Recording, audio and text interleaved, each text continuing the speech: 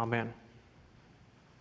Good to be back with you. We missed you while we were gone. It's always good to get away. It's always good to be home. I've noticed that I don't always handle interruptions well. I'm sure you do. I'm sure that when you get interrupted from where you thought you were headed, I'm sure you welcome it. You're like, yay, an interruption. But I don't always do so well with that. As school is starting, I'm thinking about how teachers have to navigate this, and they're talking about one thing, and somebody raises their hand, a child says, I have a dog, and that's not what they were talking about, but they have to fold that into what they were doing. You have these plans. You're going to go somewhere, but then this happens. You got to go here. You have these plans, but it rains, and you can't go up to the lawn over here for the Highlands Festival, or it rains, and you've spent millions of dollars on a baseball game. Oh, never mind. But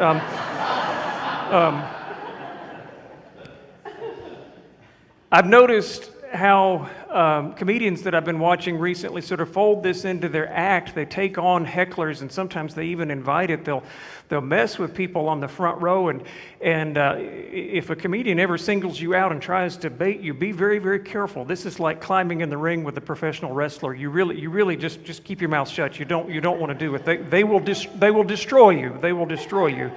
I've noticed that Jesus does some of his best work when he's interrupted. So the commandment that we've been spending a lot of time with this summer, we talked about it in Vacation Bible School, we preached on it. Love the Lord your God, how? With your heart, soul, mind, and strength, and love your neighbor as yourself. That came when Jesus was interrupted. Somebody tried to rattle him. They said, teacher, what's the greatest commandment in the law? Let's see what he says. And Jesus just rolls right with it, and he gives this wonderful lesson when he's interrupted. Anybody remember the parable of the Good Samaritan? Oh my goodness, isn't that one of Jesus' greatest teachings? That comes as a result of someone, again, trying to interrupt Jesus, trying to rattle him. And that's what happens today. Jesus is not talking about money. He's not talking about an inheritance, but somebody raises their hand and asks the question, teacher, tell my brother to divide the family estate with me. And instead of fussing at him, instead of saying, that's not what we're talking about right now, he rolls with it. I've noticed that Jesus very rarely fusses at people. Now, he does fuss at people, but not in those moments. His way of handling this is simply to tell a story. And what a story. There was a rich man. He already had a big farm, and he had this big crop that he was waiting on, but surprise, surprise, his crop produced even more than expected. He had a bumper crop. He had an abundant harvest. He had so much, and he says, my goodness, what am I going to do? I've got even more than I thought. I know what I'll do. I don't even have room to store all of this harvest. I'm going to tear down my barns. I'm going to build bigger barns so I can store all of this that I've harvested, and I'm going to live off of this. I'm going to live the good life finally. I'm going to relax. I'm going to eat. I'm going to drink. I'm going to be merry. And it sounds like a really good plan. You can almost see him going like this. Oh boy, I can't wait. I'll finally be able to relax. And then the story takes a really dark turn. It says, and then God says, you fool, tonight you die. Aren't you glad you came to church today? Can't wait to relax, eat, drink, be merry. Tonight you die. Tonight you die. And he says, so it is with people who are rich in the world, but poor to God. Remember that hymn we sing? Harry Emerson Fosdick wrote it, God of grace and God of glory says, help us not to be rich in things and poor in soul. So he tells this story. I love this story, and I love picking on the rich guy in this story. And I look at this guy, I'm like, who is this guy, really? So he already has more than enough. He already has all this land. He already has this big estate. And the estate does even better than expected. And when it does, he says, oh, what am I going to do? Well, at that point, I've got some suggestions. Maybe you could take the extra and build a new hospital. Maybe you could take the extra and fix something at the local school. Maybe you could take the extra, and you know that family that's always in need, you could make sure that their kids have enough to eat, that their kids get to go to college, all of that stuff. He says, no, I'm going to take that extra and do what? I'm going to build bigger barns so that I can sink it into my life, and I can do what? Again, relax, eat, drink, and be what? Merry. You got a picture of that, don't you? Relax, eat, drink, and be merry. And I think, who is this guy? Who is this guy? And then the longer I sit with it, I think, uh-oh, this guy, I recognize this guy. You know why? Because I look at him in the mirror every day. This is a guy for whom enough is not enough. I'll just speak for myself, but occasionally I have a problem knowing if enough is enough. Do I have enough? Well, I could always use a little more, but do I really need a little more? Oh, yeah, just a little bit more, just a little bit more.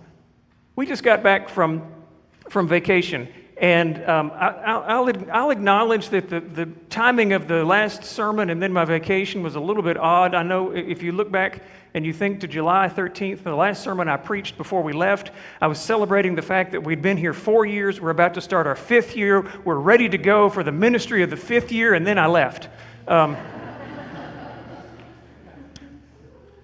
So I might want to rethink that next time. But we went to Florida. We had a great time, but it was hot. Oh my God. Did you know that Florida is hot? It is so hot in July, and it surprises me every time. You want to know how hot it was?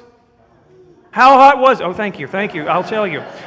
It was so hot that on our way back, we stayed with family in Atlanta, Georgia, hot Atlanta, Georgia. And I got out of the car in hot Atlanta, Georgia, and I said, "Whew, it's nice and cool here." That's how hot it was in Florida. Nevertheless, we had a wonderful time. We had 3 nights left on our vacation, and we were playing in the Gulf. We were splashing in the waves. We were playing in the sand, and I looked at Kathleen. I said, 3 nights? Only 3 nights? That's not enough. That's not enough. Hey, is there a place for sale? Let's just move here. Let's just stay here. We don't have to leave. Enough is not enough. Enough is not enough. So I'm kind of like this guy. Enough is not enough. Who is this guy? This guy believed that the only way that he could relax, eat, drink, and be merry was if he had more stuff, because he saw his stuff and his money and his experiences as the key to the fulfillment in life. And that's the problem. I'm like that too. I equate having more stuff with having more life. I equate having more money with having more life. I equate having better experiences with having better life. That's why Jesus says at the beginning of this parable, be on guard, not against money. Be on guard, not against stuff. Be on guard, not against vacations, but against greed. Because greed is when we worship money and stuff and experiences, and we turn it into an idol, and we say, make my life better. Make my life worth it. Make my life worthwhile. That's what greed. There's nothing wrong with having stuff in itself, but when we think that the stuff and the experiences and the wealth, that is what is going to save us, then we've made an idol. I've got good friends, married couple. They do quite well. You would never say that they're rich by American standards in that they're not millionaires or billionaires, but they live in a nice house. They have 2 nice cars. They have 2 really nice incomes. They have beautiful children. But it wasn't always so. 25 years ago, when I first knew them, they didn't have any of that. They first got married. They lived in a very little apartment. They ate a lot of peanut butter and jelly to get by. I was visiting them one time, and I opened their freezer, and their freezer was full of loaves of bread. I don't want to depress you, but does anybody know how much a loaf of bread cost about 25 years ago? About $1.75. Again, I'm not going to depress you, but they found bread on sale for about 99 cents, and they stocked up and filled their whole freezer full of bread to save like $1.50. That's how they were. I remember them in those days, and I also remember that in those very early days of their marriage, when they had very little, the first part of every week, they set aside a little bit of money. They called it their tithe, and they gave it to the church. They gave it to God. Do you know why they did that? I asked my friend. He said, because we decided early on that if we didn't learn how to give when we had nothing, we wouldn't give when we had something. He said, but there's more to it than that. I decided that I didn't want to live a life where money had power over me. And I thought the easiest way to do that was to be generous with it. So when I get it, I don't hoard it. I give it away. It's not a bad way to live. We can either live in service to our wealth and our stuff and our quest after experiences, or we can give life away. So the man, in this story, his crop produces abundantly. He's going to tear down his barns. He's going to build bigger barns. I can't wait, I can't wait, I can't wait. And then he dies, and he never gets to enjoy what he had. Now here's where this wonderful detail in this story is important. Did you hear how Jesus began the story? The man is already rich. The man is already rich. He already has everything he needs. Now you may think that's not me. I happen to know that greed can affect anybody at any level.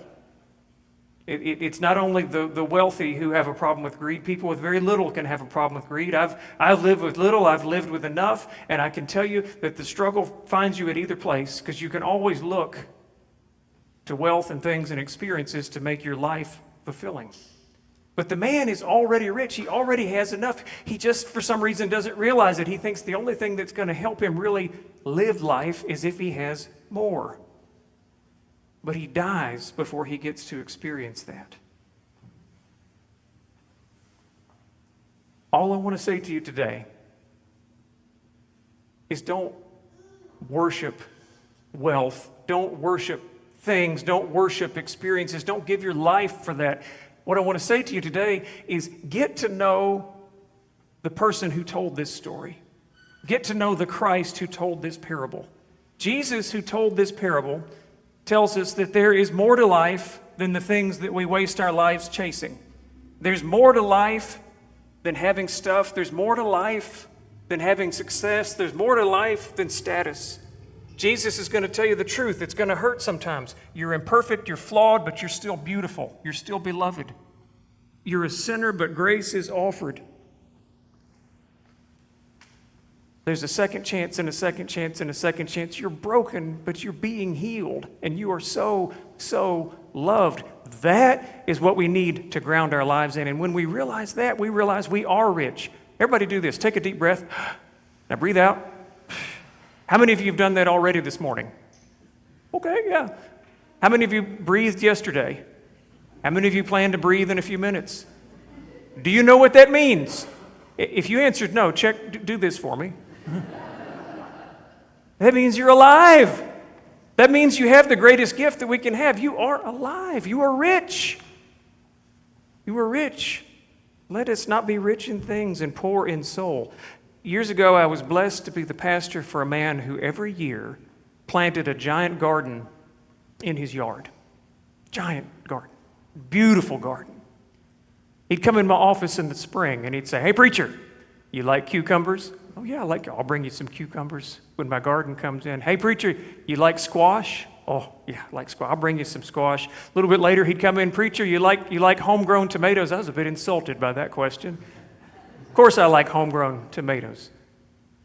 And sure enough, as they came in, they would appear on my desk, but not just on my desk. In the narthex, the foyer of the church, on the table out there, he'd leave mounds of produce for people to come and take as they came to church. But I learned it wasn't just in the church. He would go up and down the main road of our corner of the county, and when he would see somebody outside, or he would meet somebody that he meeting for the first time, or somebody he'd known for a long time, he would eventually say to him, "Hey, you like cucumbers?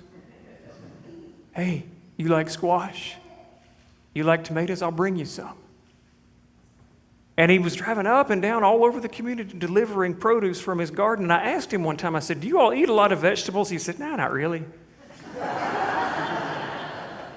He said, we eat a little bit, but we eat 2 small meals a day. I said, "Why the garden? Why the huge garden?" And that's when I knew a question had insulted him. He said, "I grow it all so I can give it away. I have it so I can share. I have it so I can share." Amen.